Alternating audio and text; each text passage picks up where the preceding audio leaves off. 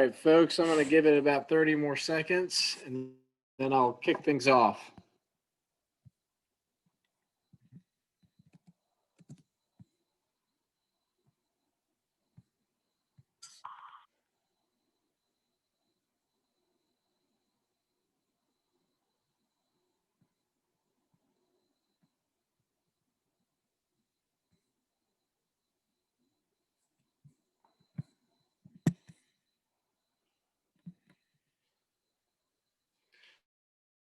All right, everyone. Well, thank you for joining us. We've got a great series today. This is going to be the third and final part of Gary Cooper's three-part series of how to build a service business. And this one's extremely relevant. It's going to tie back to last week's presentation with Jason Knight about EOS.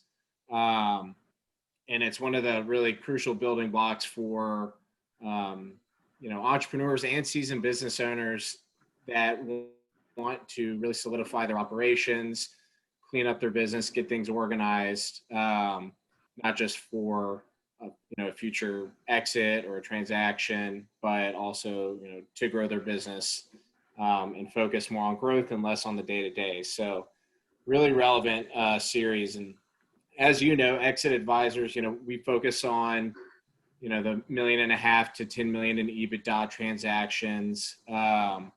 We really like to work with clients early on. Again, seasoned business owner or an entrepreneur, doesn't matter. We want to get with you as early as possible, 12, 24 months in advance of whatever you're looking to do in the future, to implement these types of things that Gary's going to talk about today. Gary had a lot of success doing so in his own practice. We're bringing it into Exit Advisors actually right now. It really is one of the core things that we like to bring to the table when, our value proposition, when we're going to businesses and say, hey, we're going to increase the value of your business.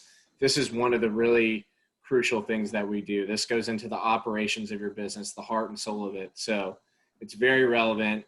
Take notes, pay attention. And as always, Exit Advisors likes to collaborate. So it's not just about, exactly what we do only. It's about what our partners do. And Jason was a perfect example of this last week. He partners with Exit Advisors to implement these types of systems.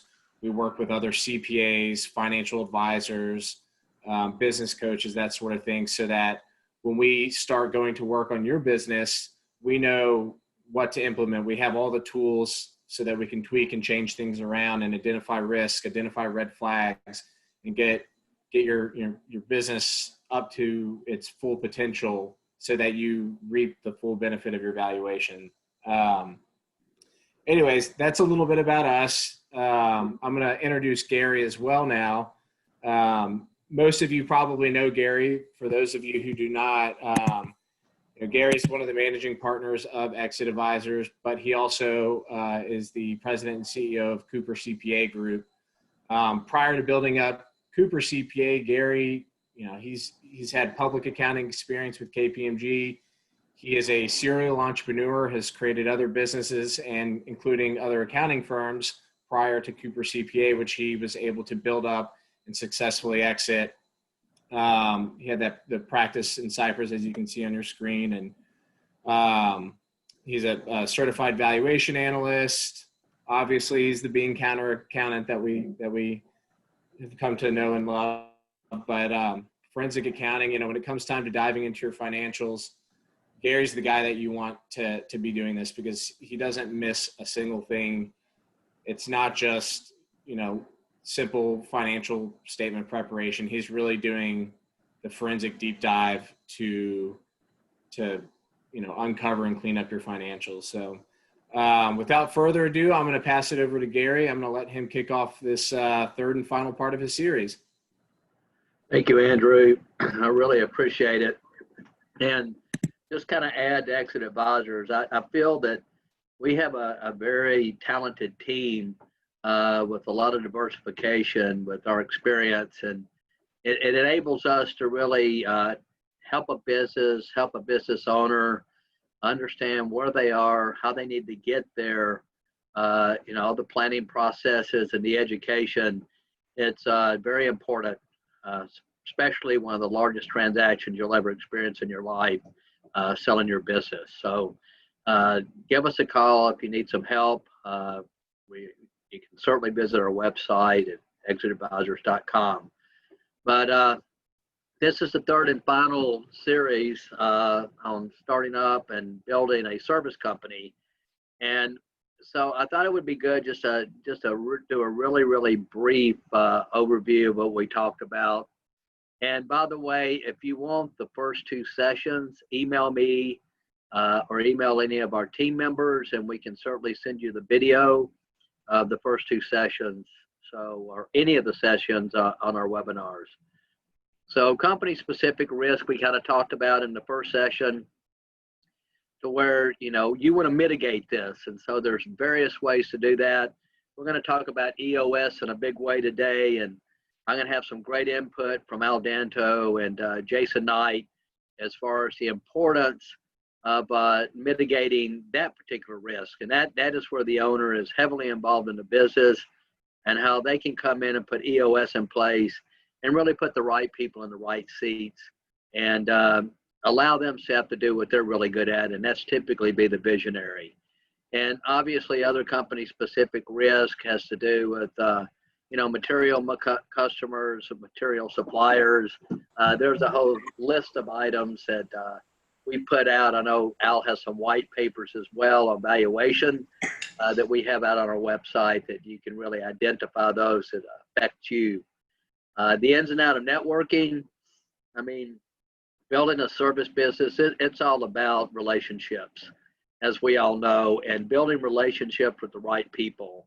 And we're going to talk about this a little bit deeper today, talking about the network of professionals that's really important for you to have when you have your service business and to grow your service business.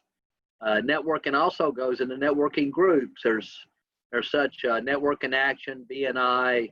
I'm in a group now called High Rise, which is a really great network group. But you meet people from various other industries. Typically, these groups have one representative from each industry, which allows you to really be able to go out and ask for business, receive business, and then obviously offer up business. So networking, when I moved to Houston, I said, I'm going to meet as many people as I can. And it's been a very important thing for me building my service business.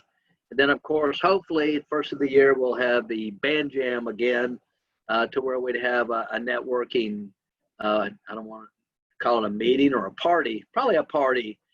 We'd have live music and, have beer and wine and have gifts that we'd give out. So it was a really good way to get people together, to network, meet one another on a really casual scale, which what I find important.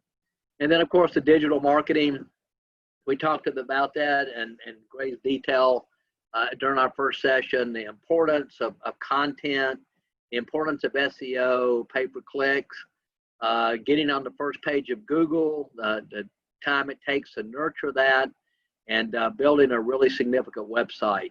And so I think, when you're building any business now, digital marketing is absolutely critical. It's we've picked up, I want to say, 230 new clients this year, and majority of that is digital. Second session, we talked about human capital, and really the importance of the way that you treat your people. It all starts in the hiring process, making sure you're hiring the right person, and also bringing your team in on the interviewing process to make sure that, this person's going to be a good teammate. That's what it comes down to, and treating your employees as team members instead of subordinates, having, leadership as opposed to management. There's a lot that goes into this. And then obviously the benefits, having somebody fully employed, 401k plan, medical insurance, group disability, little things we talked about, washing people's cars, buying lunches, things like that, to really have a upbeat environment, having shout outs, having weekly group meetings, having shout outs and let people compliment one another really fosters team play. Talked about tracking and accountability. We're going to talk about an EOS today, putting the right people in the right seat and them being fully accountable for the task that they're assigned to. We're going to talk about ROCKS, which, is 90-day goals and things of that nature that everybody's got to be held accountable for.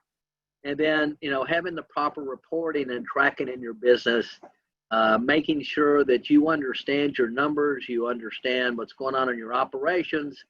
And there's certainly great opportunities to do that with the digital world we have today, softwares, and even great consultants who can come out and help you with your database. And notice Robin's on the call, pulling your database together and extracting information to where you understand where you are and where you're headed. And then the internal reporting, what does your daily dashboard look like? What kind of weekly reports are you receiving? Are you actually matching revenues and expenses in the appropriate accounting periods? Therefore, you have good, consistent internal reporting that you can rely on, and you can look back previous years and just see where you're headed, see how you've grown. Also this information is used to make quick decisions. So prompt information is very, very critical. Okay, so today we're going to talk about implementation of EOS, which is the Entrepreneur's Operating System. Jason Knight is my implementer. There's implementers throughout Houston that do very good jobs. I think Jason has done an excellent job for us. So we're going to talk about some of the ins and outs of EOS, and then building a professional network. So the professionals who should be involved, and then we're going to allocate some time for almost a roundtable approach to where we're going to have members of Exit Advisors. I know Al Danto is going to kick in, talking about the importance of the valuation element of it, and Jason Knight's going to kick in and really talk about EOS in a little bit more detail. Okay, so let's kind of dive into EOS a little bit. So where did it come from? So there's a book called Traction. It's written by Gino Wickman, and I would highly recommend buying this book. And even if you're not going to get an implementer, read this book and gain an understanding of some of the things that you can do. It's written really well. It's written simple.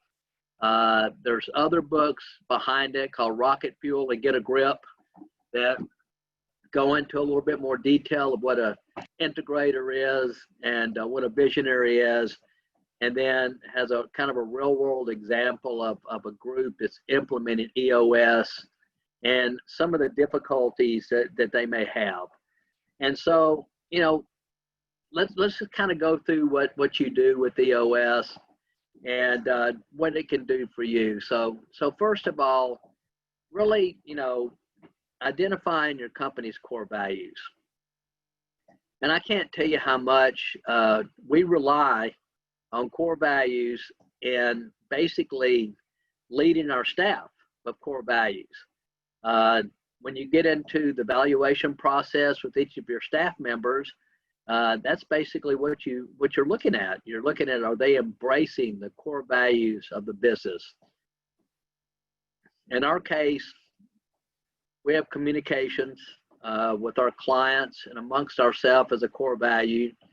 We have a core value of being nice and good people, integrity, obviously, in a CPA practice, and honesty, transparency, and I believe we have 8 core values and that we've identified.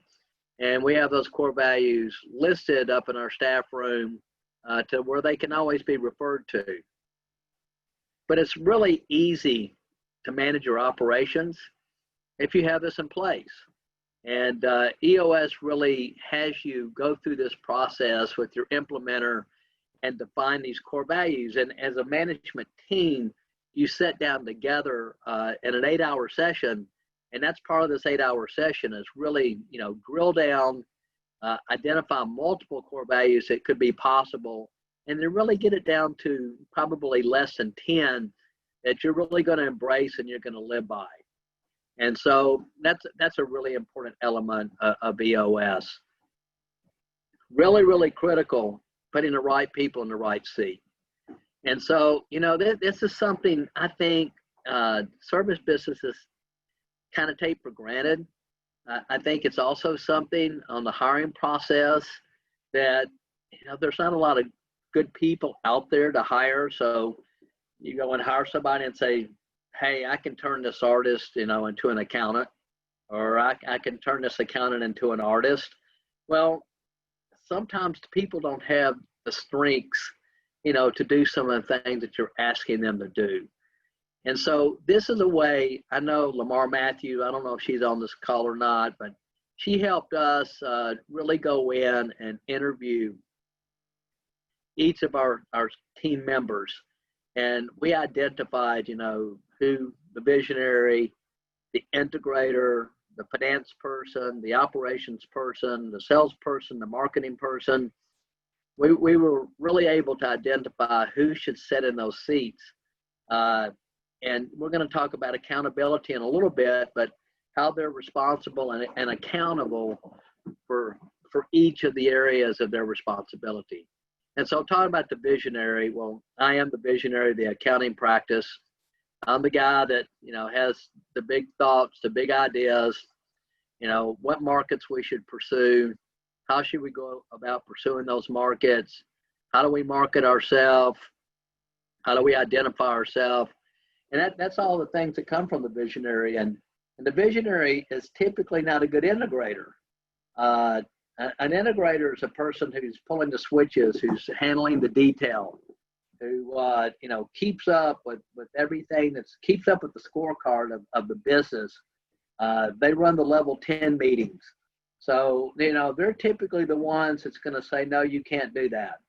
And it's really funny. And in the book, Rocket Fuel, it talks about the visionary is going to have 50 great ideas and maybe 2 of them are really good.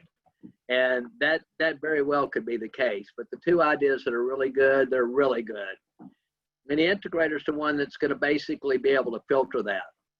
You want this relationship between those 2 people to be close. You want them to be able to be transparent. And the integrator needs to look at the visionary in the face and say, hey, that's kind of crazy. That's not going to really work for us. You need to give us, like robbing a bank, what's 75 things that could go wrong. So those 2 positions are critical when you're putting EOS in to identify those people. The operations manager is what it is. I mean, you've got somebody, you don't want the visionary out there tampering with operations. The integrator's overseeing everything, and the operations manager's running the operations. We have Tom Perry, who's our tax manager, that's running the operations, and all the staff reports up to him. And if there's an operational issue, it's his issue. All right. So that's part of his scorecard. That's part of his rocks that he's going to deal with the operational things. Marketing. A lot of small businesses don't have a marketing department. I find it very valuable. We do our own digital marketing here. We do our own SEO. And I feel like that we can make quicker decisions. We can move quicker. And it just helps us with the Google ratings and the things that we're doing to be able to hit the market quickly and precisely. Sales director, some small businesses don't have a sales department, but if you do, having that person who's director, it's in the complete oversight capacity, making sure that sales are delivered, things are being closed appropriately as a critical position. And then the financial manager, obviously. And you would think, well, the integrator, the operations manager can do the finance. No, you need somebody out there pushing the numbers, creating, financial information, doing the collections, things of that nature. So as you can see, you have these seats and you have them crisply identified, and you put the right people in the right seats. Well, that will also mitigate company-specific risk, because you got the visionary now, the guy that's probably the primary owner, out there doing the things he's good at or she's good at. And that's building businesses and being outside the business, being able to work on the business instead of the detail. Okay, it allows for full accountability. So each one of these positions will have what they call rocks. Rocks are 90-day goals. You will also have a level 10 meeting. That level 10 meeting is each week. It's an hour and a half. It's very well structured. And it goes into issues. From the issues, there may become a to-do list for the week. So everybody owns their own issue. They own their own rocks. And they own their own to-do item. And so you got to bring those to fruition by the next upcoming level 10 meeting. Issues will be covered in those meetings. And you don't politic the issues. You don't dance around the campfire with them. You solve the issues. And that's the purpose, not to drag an issue to the next meeting and the next mission and the next meeting. Let's get it resolved. Accountability also, everybody has certain reporting responsibilities within the organization, and there's scorecards. So the scorecard is going to have all the vital information that is really driving the business. And each one of these members will have that separate scorecard that's built into the overall card. And that's part of the level 10 meeting to where that's reviewed. And the entire team looks over the results. And then obviously it's questioned if things aren't being done appropriately. And then full accountability is, you set goals and objectives and you have expectations. Well, each one of these members on the team owns their expectations, and everything is fully transparent and everything is totally accountable. Okay. Profiling your client, selecting the services you should perform. It's really interesting. There's a book called Built to Sell. And I really enjoyed reading that book. It's a real simple, probably a 2-hour read, 3-hour read, if you're really a fast reader. It probably took me a month. But this book is talking about a guy that's got an ad agency, and he's doing everything. He's taking any job he can get, and then he's heavily involved in each of the jobs. Well, he met with his mentor, and his mentor told him his company wasn't worth anything. And he asked him, is there anything specific that you guys are good at, that you could delegate down line? And he said, well, we're good at logos. So he said, well, you're going to have to take 2 steps back before you take a step forward. But they went into the logo business, and then the book, fast forward, gets down to the end. He's able to sell his business, but it shows his walk through the process of what he did, how he built it, how he built infrastructure, how he delegated and led instead of doing all the work. And so, looking at who your customer should be is really, really important, and how you identify that customer, and then how you advertise it. What's your messaging? Because, if your message is just more finite, you're going to get more of the customers that you want. And then, of course, selecting the services. Like in accounting, we don't do audit, we don't do reviews. There's things that we don't do. We don't do full business valuations. Exit Advisors does that. And so, and even in Exit Advisors, we're profiling $5 to $50 million transactions. We're looking at the type of customers that we want, that we're going to be able to assist and take them to market. So I think that's really, really important. It's like, an incredible section in a business plan that you got to identify with. We've already talked about the level 10 meetings a little bit, but these meetings are really important. It's important the way they're structured, and it's important that they're conducted on a weekly basis. And, the agenda driven is like an hour on issues. So a company has many, many issues, a lot more than you think. So you really got to dig down and you got to pull out the issues, and then you cover 3 at a time. So everybody on the management team will basically select the top 3 issues, and you drive down, you solve those 3 issues, and then you select 3 more. And typically you don't run out of issues. if you're really doing a good job with your level 10 meetings, you will have issues left. And then from those issues, you'll have a to-do list, because some things may take a week, to filter, to handle, and to complete. But you're responsible to complete that to-do list before the next level 10 meeting. And then other things in the level 10 meeting, you bring out, good personal thing, a good business thing that's happened over the last week. You'll have shout outs for team members.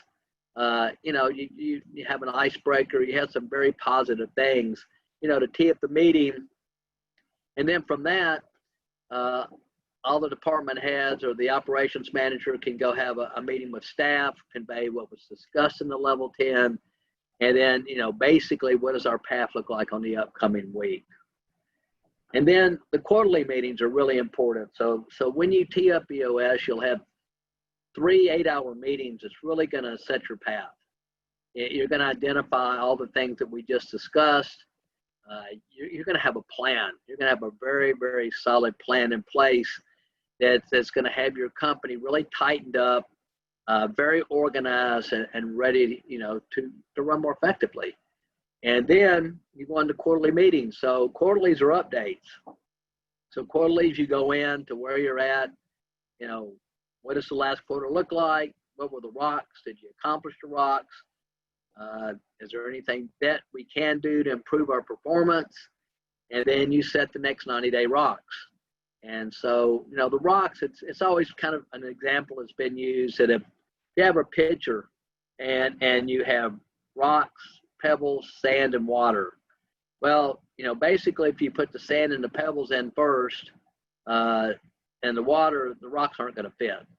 The rocks have to go in first. So, in this case, the rocks are prime importance and they must be accomplished over the 90-day period. Also, I can't tell you how many times I've talked to Jason offline, about things that we're doing and how to accomplish certain tasks on a short order basis, and he's always available, which it's really, helps the business in so many ways to have somebody to bounce things off of.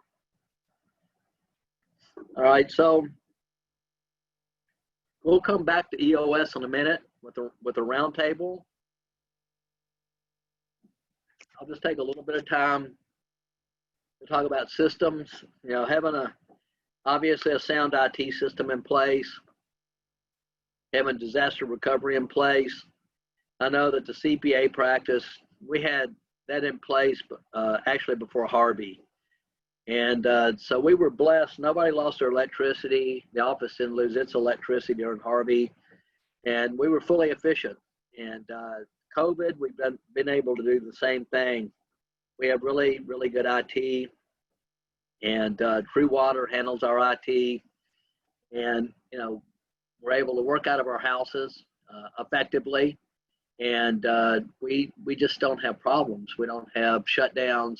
We have a monthly report that comes to us that allows us to know where we are effectively with our systems. So that has allowed for us to work at home, from the office. We still, during COVID, only half the people are coming into the office each day. The other half will come in the next day. We've got a few people that's totally working at home. And so we've stayed totally effective in our processes, been able to get the work out, continue to communicate, having Zoom meetings, embracing technology has not really been a difficult thing for us. Obviously, server backups, backing up on the cloud, using the cloud as something that's really, really critical. And then having upgrades. I think just overall embracing technology, looking at the technology that's come out of COVID and making sure your systems are sound is an important aspect of running a service business. Okay, a professional network. I want to touch on this. I know we talked about this, I think during the first or second session, but building that professional network and having these people having a relationship, not just having somebody that you can call, but building a relationship with each one of these particular people is critical. I know that I have regular meetings with each person listed. We just had our IT meeting this week. I wasn't involved in that. My management staff was. I'm a finance person, my operations manager, my integrator, to make sure that the IT's in place and everything's functioning as described. My banker, I meet with my banker at least monthly. Try to have breakfast. I bring him up to speed of what's going on with the business, what's going on with the debt, future opportunities. Look at the possibility of buying more CPA practices.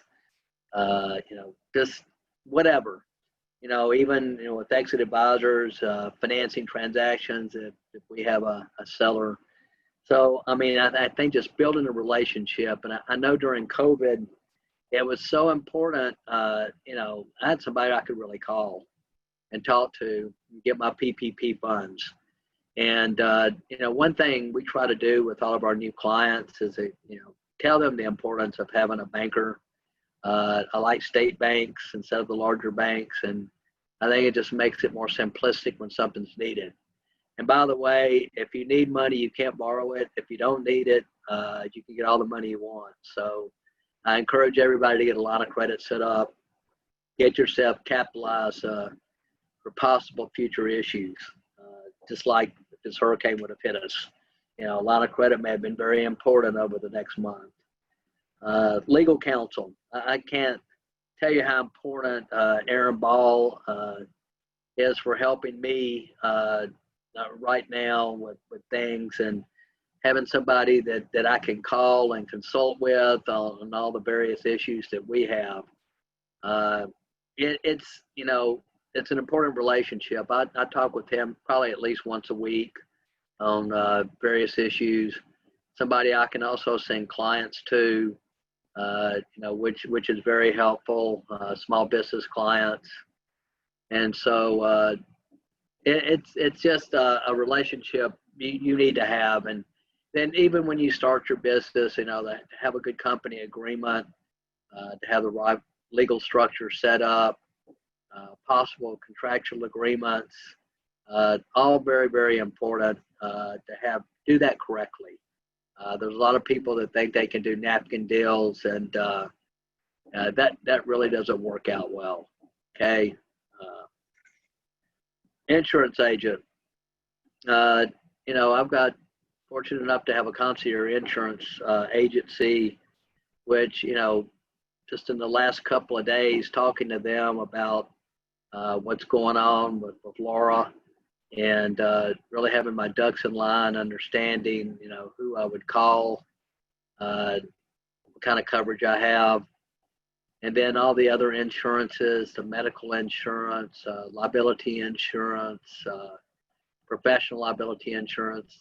All that is really important to have, and it's kind of nice to have it under one roof, to where you have one source that you can call.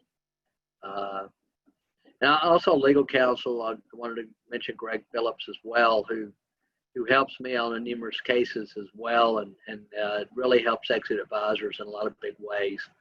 So we're blessed having good counsel around us. Financial advisor, having somebody to assist you with your investments.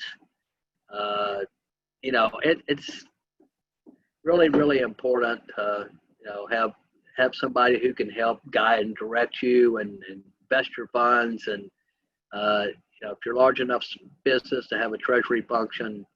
So can't say enough about the guys that help us with our 401k plan, David Lewis, and just making sure that everything's invested in the right pockets is critical. And now, with this downward economy we have from COVID, you could want to convert some of your traditional IRAs to Roths. And so having that person there available to give you that guidance is really important. So digital marketing consultant, we do that in-house, but we know some really good people who do that. I know Roger Janik and some others that are good at this process. And being able to have a professional go in and figure out how to deal with Google, how to deal with Google Analytics and such as that, is really important to tee up your business. And an IT consultant, I think we talked about that earlier. So, having a good IT consultant in place, manage your systems. If you have issues, if you have to implement new software, hardware, having that person available. Very, very important. But now what I'd like to do is, EOS has been very important for the CPA firm. I think it's going to be very important for exit advisors as well. And I kind of want to lean on Jason Knight a little bit, because he's my implementer, and it could be kind of interesting. Maybe he can let you guys know exactly what he thinks it's done for Cooper CPA Group and how he thinks he can bring exit advisors along as well. So, Jason, can you kick in? Yeah, you bet, Gary. And I'm trying to get my video turned on here. I think if Casey, one of you guys, can give me the ability to turn it on. Let's see. Well, in the meantime, I could talk at least. So yeah, Gary, I appreciate you going through that. And, it's important for any business, not just a CPA firm, of any type of organization, whether you're a professional services or retail or you name it, to have a business structure in place, a business operating system that you're following that allows you to bring the consistency and vision and execution. A lot of things that Gary had mentioned is that structure that comes from implementing a system like EOS. There you go. I think I get it now. Yeah. And so EOS, as Gary had mentioned, we've talked before about this, is one of the more popular systems out there. There's probably 10,000 companies running on it. And by and large, you see a lot of growth and benefit that comes from it. Next week, we're going to talk about bringing accountability into your company's culture. And a lot of that is really just taking a little bit of what Gary had said and expanding that out and helping to identify what an accountability chart looks like. How's it different than an org chart, and how to hold your team accountable for what they should be doing. So, Andrew, I don't know if we have any questions that we wanted to review together. I know there's several that I often get that I can share as well. But did you have any that popped up during our discussion? I did, and I noticed, Yin, I saw your hand was up. If you, your mic should be unmuted. If you wanted to interject and ask a question, feel free to.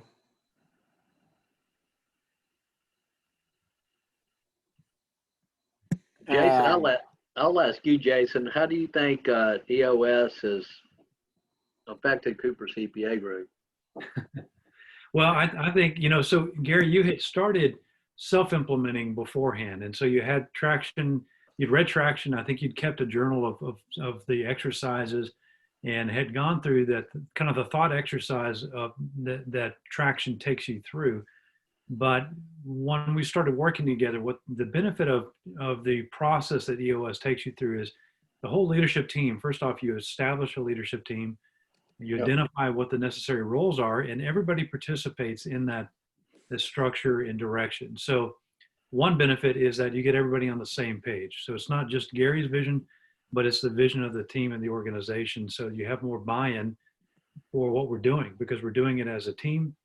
And it tends to make things more efficient. So I think your team certainly, I'd say, more maturity in the roles they're in, probably more effective meetings because of the structure that comes into it, and certainly better visibility into the things that matter most. We really got things focused on the core areas that you should be concentrating on, which gives you and your team more freedom to really pour into those areas and not get distracted by areas of the business that don't need as much attention.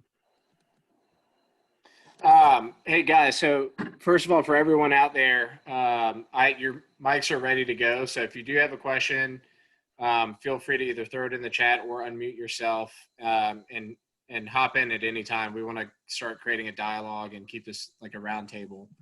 But for Jason and Gary, I did have a few questions that were submitted beforehand. And one of them was, what do you need to do to prepare for EOS? Like, what do you need? What prep work do you need to have done to begin it?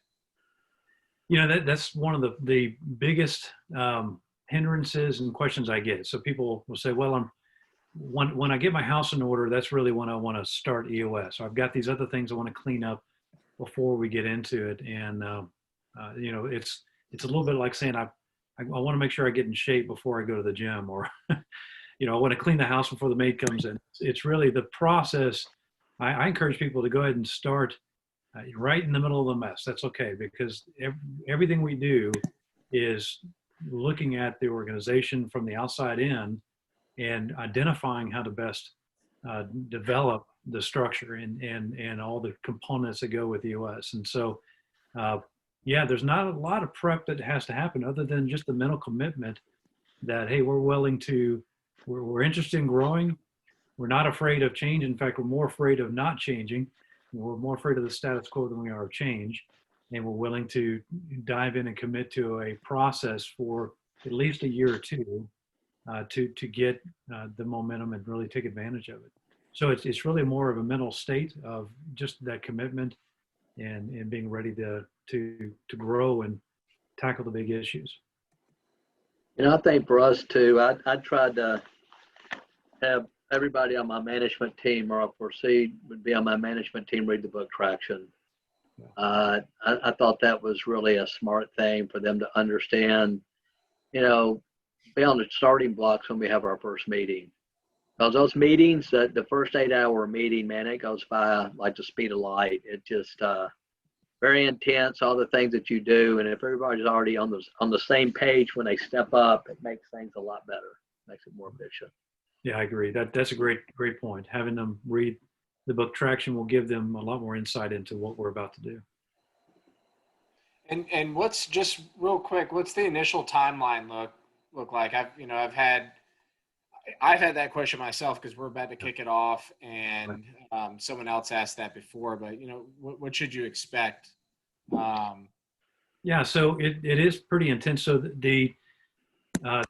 there's a few things we could talk about. One is, how do we do this with the team? So we have intense days where we'll spend 8 hours together, really tearing things apart. We start with structure first.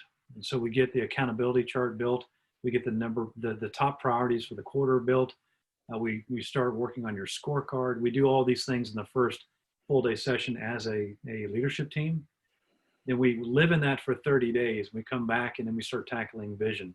So in vision, we really are after the who are we, what are we, where are we going, how we're going to get there. And that really is an agenda that's split up over 2 days. So we meet together as a team, full day, 30 days later, meet again, full day, 30 days later, again, full day. And then we get on a quarterly cadence. So that's the working on the big issues. In between that, the leadership team is meeting on a weekly basis for 90 minutes. That's the level 10 meeting that Gary had mentioned. And it's the same agenda, same time, same day, same agenda every time.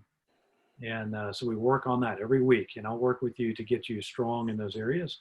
And then something that's outside of EOS, but kind of related, as Gary had mentioned, I work with the leadership teams one-on-one to help them mature in the roles they're in. I work with the entrepreneur to help them look at the long-term vision, because their vision may be shorter term than the vision we're laying out for the company. So you may have a 10-year horizon for the company in terms of the long-term vision, but you may have a 3-year exit strategy, but that's okay. So I'll work with you on your own personal vision, but we want to make sure that the company has a longer term objective that we're working towards in the meantime. So we work those in parallel. I wanted to take, we got about 15 minutes left, and I want to keep it open for people if there are any other questions out there. But I also wanted to talk about valuation and loop Al in, because exit advisors are in the business of valuation, increasing businesses' valuations, and doing everything to streamline it. So I guess the question would be for Al, from your perspective as the valuation expert, how is EOS relevant, and does it, will it increase your value? Yeah, so for those that are on last week when I talked about increasing valuation, the ultimate key to valuation is transparency and really standing out for everybody else, right? So if you think about a house and someone comes to look at a house and the foundation's in shape, the house is in shape, the lawn is in shape, everything's been taken care of, and that's ultimately what maximizes value. And the processes of a company are so important and so critical. It's a big part of it. I had a student in my class Monday night and asked me, I teach a class at Rice on small business acquisition and valuation. And he said, how do you determine a company's culture when you come in, and how important is that? And I said, it's everything. If you come into a company like Gary's, I have the ultimate respect for Gary. When it says he's done so much to make his company stand out from maybe the not traditional accounting practice. I mean, it's a fun place to be at. They do fun things. It's a value prop. And if someone comes in to acquire the company, and there may be more, look, my wife's a CPA, so no one don't take any offense to this, but if you're a more typical CPA and you're looking at cutting costs and saving and it's a bottom line, you're going to have a huge culture clash. And that acquisition probably is not going to work because of that. So when you see something like EOS that's in place, and you say it's a window to the company's culture, it's a window to their processes, to their systems, to how they work. So it's incredibly important. Jason's made me aware, and I didn't know it, but there's some private equity funds that are out there that really, they only acquire companies that have implemented EOS. It's a really good way for a small business to have processes and systems that you might see in a larger company. That's it from a valuation side. I see Dan Altum's on. Dan, I hope you don't mind me cold calling you here, but Dan's with Sunbelt Business Broker, a very respectable business broker in town, and I think he wants to ensure that his buyers and sellers have a good experience, and transparency is important. So, Dan, maybe you might want to talk just quickly. You may not be familiar with EOS, but just kind of processes and transparency in general. And I think one thing that the EOS system does, it removes the owner from the day-to-day, so the business isn't completely dependent upon the owner. But maybe talk about, if you can, what that might mean from a buyer's standpoint, or when a company does go to market. Sure. I've actually been a part of or witnessed the implementation of EOS in several different companies. I mean, it's transformational. It's pretty amazing what I've seen those companies or organizations change to. So if you're interested at all, I would reach out to Jason and ask for the, what do they call it, the 90-minute meeting to get introduced to EOS for your company. But so we deal with Main Street, kind of smaller owner-operator type businesses. And when we're talking to buyers, they're always terrified of what they're going to miss out on when the owner leaves. And so if we can demonstrate to them that there's processes and policies and procedures and these systems in place that are just cogs in the wheel, it kind of removes that fear and also reduces the perceived risk and can drive up value and make the transaction go together. Perfect. Thanks, Dan. Yeah, and I guess I just added that if you can imagine exactly what Al said, that as the owner operator entrepreneur, if you want to sell your organization, the buyer has to trust that the company is going to run well without you. And so a lot of what we do in EOS is just that, building a leadership team that you can depend on. You know what the roles are, you know that they're executing well in the roles they're in, and maturing as a team has so much more value than a company that is totally dependent on the owner to function, for sure. And so that's a huge element of EOS, for sure. I think overall, valuation process, Al, I mean, we're always looking for company specific risk. Yeah. And also you're looking for premiums too. So if you have solid management in each of the seats and everybody's accountable and knows what they're doing, that's going to also probably provide for a higher multiple, correct? Absolutely. Yeah, absolutely. One of our kind of textbook cases was a process engineer who he kind of did everything like this just naturally. He just was driven. He said his goal in his company was from the time that a lead came in until the time that money came in the bank, it was process driven. He had nothing to do with it. And when we represented him, he had literally spent 2 weeks in the coast in Italy, Marco Coast. And then he came back, had a couple days back in Houston, and then he drove and visited every college from San Diego all the way up to Northern California with his daughter, and wasn't in the business. And that statement right there, that he was able to be away from his business because it was process driven, and he wasn't involved in the day-to-day, it said everything. And he had an incredible premium on his valuation and on the demand that was in the marketplace. He just really stood out from every other company that was out there. Well, in simple terms, your multiple is really just the confidence that you've got in That's exactly what being it able is. to produce that over time. And if you've got something that's so systemized like that, your confidence is just so much greater than a mystery business that seems to be working, but you're not sure why. Yeah, I think one of the reasons why I believe in this so much, I started my first business at 23 and 24, and I figured it out. And I wish this is one of the things. I have a list of things I wish I would have known then that I know now. I have a list of things I don't wish I knew then, and the opposite of it. That's definitely. That's definitely on the top. I was a typical entrepreneur running around with seats, pants on fire and everything, and it's really important, And I think part of what we're doing here as entrepreneurs, you're going to get your nose bloodied, and you do something like this and take the time, you're going to have it less bloodied as you move forward and you learn the lesson. So I think it's something that's very important. Yeah, I agree. There are a lot of companies out there doing what they do through brute force. Exactly. Speaking to process, it's so critical at any company size, doesn't matter how big you are. Andrew, there's some other questions. Yeah. So what I'll do is I'll just kind of re-elaborate what Heidi had a question, and it was about using cloud-based storage for your business to help streamline things. Jason and I both suggested some. I think Jason suggested AWS, and what was the other? Azure is the second. Is Microsoft. Yeah, and we use Dropbox on an enterprise level, and that's the reason why this is relevant, is because for everyone who didn't see the question, it's kind of the first step for creating transparency. Not just like we use it internally for our business, our operations, but every client, every deal that we take on, we set up a virtual data room for those clients, and it's so one, we can collaborate and share our SIMs, our materials, financials, and whatnot. But more importantly, for the buyers, it really hyper organizes your business.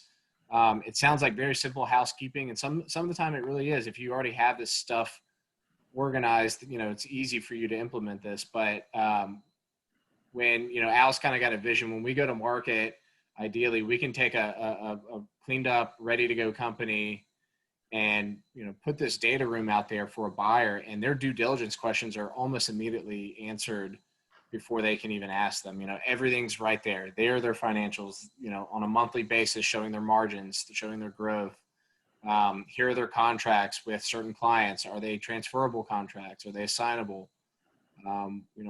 What percentage of your revenue comes from a certain client? What are your employee contracts? So I could go on and on down the list, but simple question, but very relevant in terms of getting you would be very surprised how many businesses out there do not have these, their operations and their procedures and their financials organized so that they're really easily accessible. And I think EOS or not EOS, like that's something that's absolutely paramount to have in order to just know where your things are, have housekeeping for your business.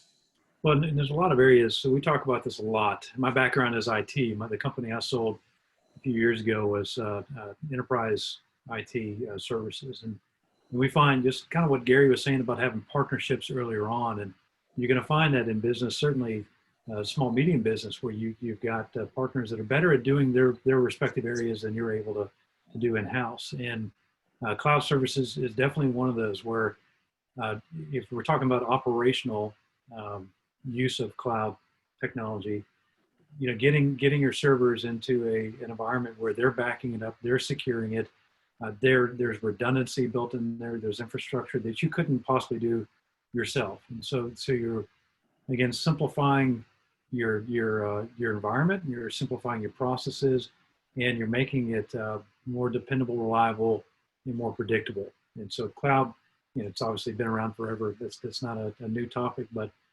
definitely, if you're not using a cloud provider for your IT services, it's something you should be looking at. Another thing I just want to bring out, Al always talks about the knock on the door. Are you ready for the knock on the door, man? Are you ready if you're sitting there and you're running your business one day and somebody calls and says, hey, I want to buy you. And I want to buy you for a 10 times multiple. Well, what does it look like? What does your company look like? What does your management team look like? What does your accountability look like? And I think Al's experienced some of these where, people did get knocked on the door and got deals completed. But, Yeah, I keep saying, Gary, too, at our age, too, that knock on the door can be the grim reaper. yeah, that's true. And unfortunately, we've had that happen, and we've seen it happen, and it can be something totally unexpected, right? So having your house in order is really important at any time.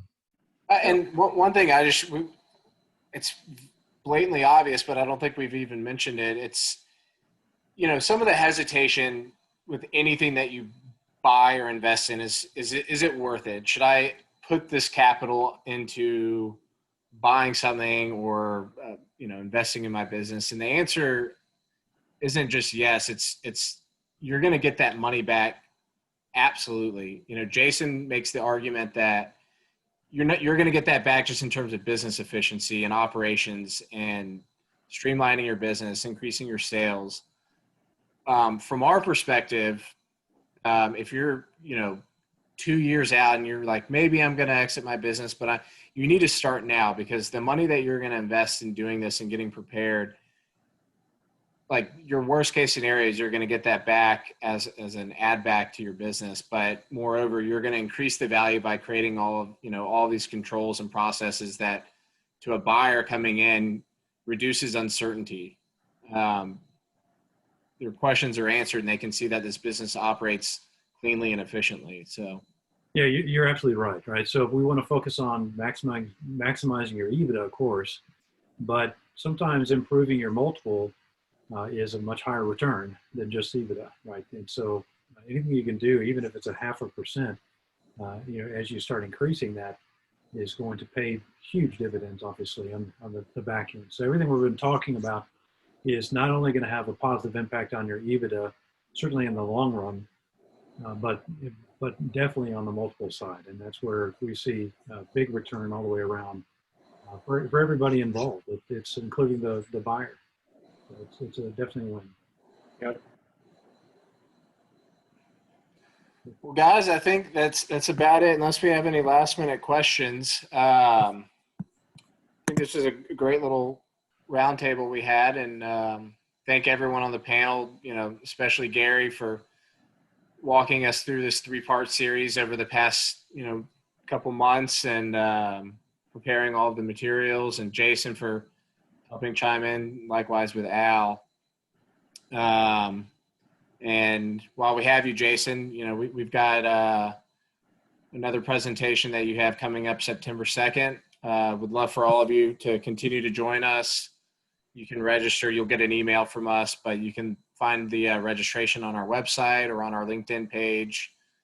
And we're going to keep doing these series every Wednesday at noon. So maybe I'd like to add something here. If there's any topics or anything that anyone would like to hear, throw it out there. Yeah. Again, we're here to educate, and we don't sell EOS systems. It's something we believe in, and we see the value in it. So we want to be objective. So anything that's out there that you'd like to see, let us know. And I'll just add, next week is going to be, think of it more of a workshop than a presentation. So it won't be totally interactive because you can't have everybody participating back, but it'll be something that will, I think will be a lot of value to you and your team working through what accountability looks like and how to build that structure. So it should be good. Perfect. Very good. Well, thanks, All right. guys. Thanks, everybody. Thank you. Thanks, Jason. Thanks, Gary. Talk to you next week. Thank you.